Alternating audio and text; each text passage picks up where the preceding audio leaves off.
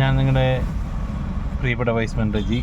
Traffic അവയർനെസ്സുമായി ബന്ധപ്പെട്ട് ഇപ്പോൾ ഒരു വാഹനം ഇവിടെ വന്ന് തിരിഞ്ഞ് പോയപ്പോൾ അതൊരു ഓട്ടോയാണ്, പെട്ടി ഓട്ടോ. അതിൽ നിന്ന് ഒരു ലോറിയുടെ നീളത്തിനൊരു കുറേ കമ്പി അതിങ്ങനെ തിരിഞ്ഞ് വന്നപ്പോഴത്തേക്കിനും ആക്ച്വലി പുറകിൽ വന്ന ഒരു മാരുതി കാർ അതിനോട് വളരെ ക്ലോസ് ആയിട്ട് ഞാൻ വിചാരിച്ചു കൊണ്ട് കയറിയെന്ന്.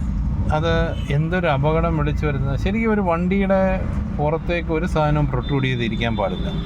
സേഫ് ഡ്രൈവിംഗ് ട്രാഫിക് മെഷേഴ്സ് വെച്ച് അതാണ് വേണ്ടത്.